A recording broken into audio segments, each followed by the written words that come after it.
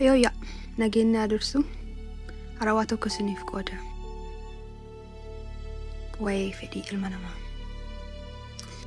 Fedhiin ilma namaa inni sirriin fedhii waan haaraa baruuti jedha saayinsiin. Hayyee, ati fedhii waan haaraa baruu moo fedhii oduu haaraa dhaga'uu dhageessee akkuma gurra si bu'een odeessuu qabda?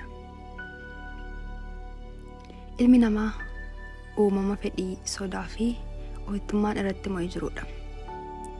Wantoonni seelii irraa dhufan hunduu fedhii ni qabu. Kan namaa garuu waan anfariirtuu wayiiti. Ilaami. Fedhiiwwan kee gad diriirsi sakatta'e hagam walxaxaa akka ta'ee fi atii fi inni hagam walitti akka dhiyaattan. Ati kami inni kami adda baasuu dandeessaa? An waanuma gaaffii natti ta'een gaafadhe. Mee yoo isin gaafatan nikaan nikaayee kootiifan jiraadha. An amantii kootiifan jiraadha. An haadha manaa kootiifan jiraadha. Inni dhibee immoo an ilma kootiifan jiraadha.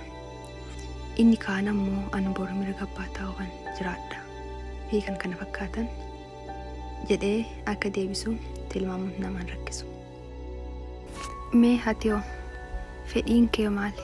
Fedhii waan haaraa baruuti moo fedhii oduu odeessuuti moo fedhiin kee fedhii nama qeequuti moo fedhii abbaa manaa kan haadha manaaf jiraachuuti moo fedhii miira keenya utaaluu yookaan fiiguuti moo of gaafadhu. Hayyee galatooma.